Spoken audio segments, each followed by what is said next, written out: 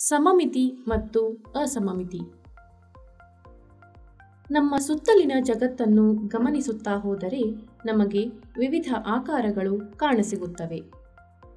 ನೀವು ಇನ್ನೂ ಸೂಕ್ಷ್ಮವಾಗಿ ಗಮನಿಸಿದರೆ ಎಲೆಗಳು ಮತ್ತು ಸಸ್ಯಗಳ ಮೇಲೆ ರೂಪುಗೊಂಡ ನೀರಿನ ಸಣ್ಣ ಹನಿಗಳು ಸಹ ಕಾಣಸಿಗುತ್ತವೆ.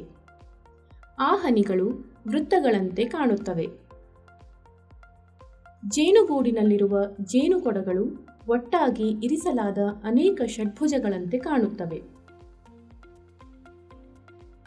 ಪ್ರಕೃತಿಯ ಕೆಲವು ಆಕಾರಗಳನ್ನು ವರ್ಣಿಸಲು ಕಷ್ಟಸಾಧ್ಯ. ಉದಾಹರಣೆಗೆ, ಜೇಡರ ಬಲೆಯು ಅನೇಕ ಅನಿಯಮಿತ ಆಕಾರಗಳಿಂದ ಮಾಡಲ್ಪಟ್ಟಿದೆ. ಇಂದು ನಾವು ನಮ್ಮ ಸುತ್ತಮುತ್ತಲೂ ಕಾಣುವ ಆಕಾರಗಳ ಬಗ್ಗೆ ಇನ್ನಷ್ಟು ತಿಳಿದುಕೊಳ್ಳೋಣ. ಈ ಚಿಟ್ಟೆಯನ್ನು ಸೂಕ್ಷ್ಮವಾಗಿ ಗಮನಿಸಿ. ಈಗ ಚಿಟ್ಟೆಯ ಫೋಟೋ ತೆಗೆಯೋಣ. ಈ ಚಿಟ್ಟೆಯ ಛಾಯಾಚಿತ್ರವನ್ನು ಗಮನಿಸಿ. ಈಗ ಚಿತ್ರದ ಮೇಲೆ ಒಂದು ಲಂಬ ರೇಖೆಯನ್ನು ಎಳೆಯಬೇಕು. ಆ ರೇಖೆಯು ಚಿಟ್ಟೆಯ ಚಿತ್ರವನ್ನು ಎರಡು ಸಮಾನ ಭಾಗಗಳಾಗಿ ವಿಭಜಿಸುತ್ತದೆ. ಚಿಟ್ಟೆಯ ಚಿತ್ರವನ್ನು ಬಲದಿಂದ ಎಡಕ್ಕೆ ಮಡಚಿದರೆ ಎರಡು ಭಾಗಗಳು ಪರಸ್ಪರ ಸಂಪೂರ್ಣವಾಗಿ ಅತಿಕ್ರಮಿಸುವುದನ್ನು ನೋಡಬಹುದು.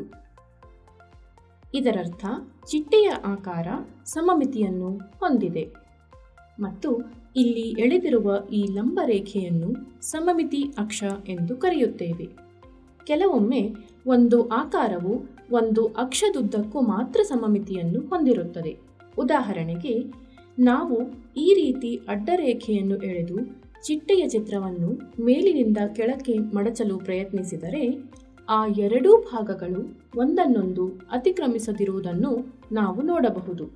ಇದರರ್ಥ ಚಿಟ್ಟೆಯು ಒಂದು ಅಕ್ಷದುದ್ದಕ್ಕೂ ಮಾತ್ರ ಸಮಮಿತಿಯನ್ನು ಹೊಂದಿದೆ, ಅಥವಾ ಚಿಟ್ಟೆಯ ಆಕಾರವು ಕೇವಲ ಒಂದು ಸಮಮಿತಿ ಅಕ್ಷವನ್ನು ಹೊಂದಿದೆ ಎಂದು ಹೇಳುತ್ತೇವೆ.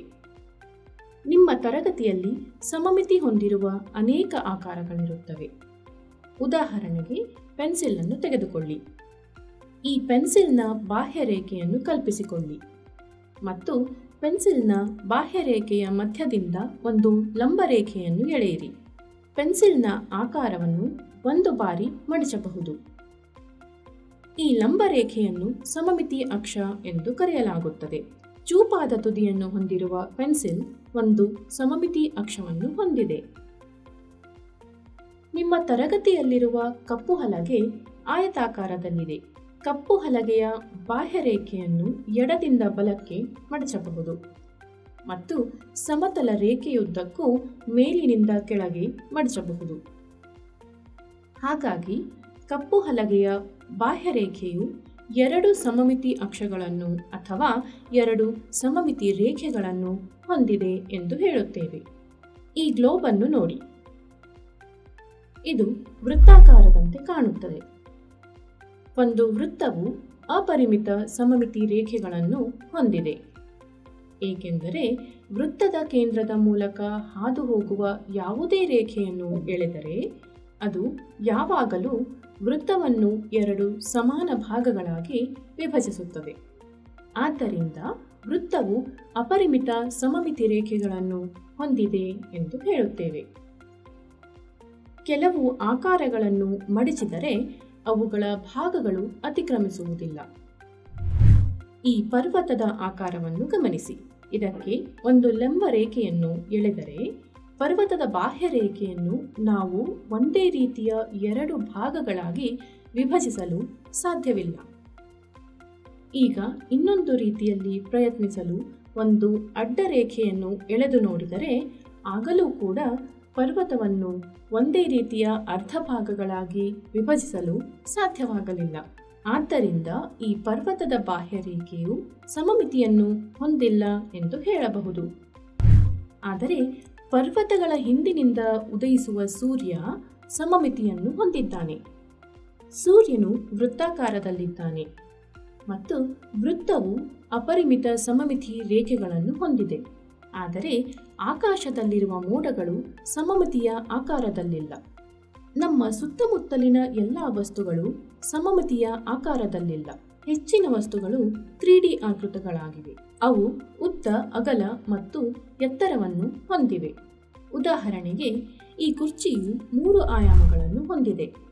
ಕುರ್ಚಿಯ ಫೋಟೋ ತೆಗೆದುಕೊಂಡರೆ ನೀವು ಪಡೆಯುವ ಚಿತ್ರವು ಸಮತಲ ಆಕೃತಿಯಾಗಿರುತ್ತದೆ. ಹಾಗಾಗಿ ಕುರ್ಚಿಯು 3 ಆಯಾಮಗಳನ್ನು ಹೊಂದಿದೆ, ಆದರೆ ಅದರ ಫೋಟೋ ಸಮತಲ ಆಕೃತಿಯಾಗಿದೆ. ಎಲ್ಲ ಸಮತಲ ಆಕೃತಿಗಳು 2 ಆಯಾಮದ ಆಕೃತಿಗಳಾಗಿರುತ್ತವೆ. ಎಲ್ಲ 3D ವಸ್ತುಗಳಿಗೆ ಒಂದು ಸಮತಲ ಮೇಲ್ಮೈಯನ್ನು ಬಳಸಿ ಅವುಗಳನ್ನು ವಿಭಜಿಸಬಹುದು. ಇಲ್ಲಿ ತೋರಿಸಿರುವಂತೆ ಸಮತಲ ಮೇಲ್ಮೈಯನ್ನು ಬಳಸಿಕೊಂಡು ಈ ಕುರ್ಚಿಯನ್ನು 2 ಸಮಮಿತಿಯನ್ನು ಹೊಂದಿರುವ ಭಾಗಗಳಾಗಿ ವಿಭಜಿಸಬಹುದು. ಈ ಸಮತಲ ಮೇಲ್ಮೈಯನ್ನು ಸಮಮಿತಿ ಮೇಲ್ಮೈ ಎಂದು ಕರೆಯಲಾಗುತ್ತದೆ.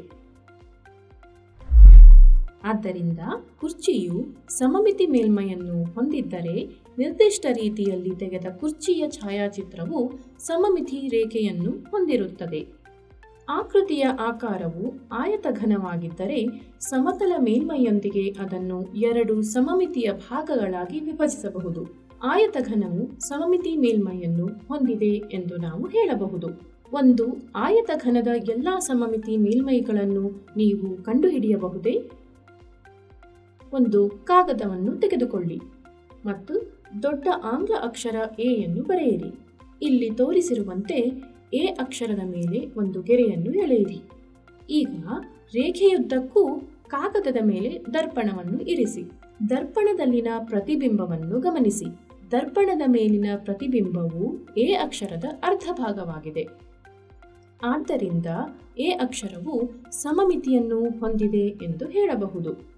ಈಗ ಆಂಗ್ಲ ವರ್ಣಮಾಲೆಯಲ್ಲಿ ಸಮಮಿತಿಯನ್ನು ಹೊಂದಿರುವ ಇತರ ಅಕ್ಷರಗಳನ್ನು ನೀವು ಕಂಡುಹಿಡಿಯಬಹುದೇ? ಇದನ್ನೊಮ್ಮೆ ಪ್ರಯತ್ನಿಸಿ ನೋಡಿ.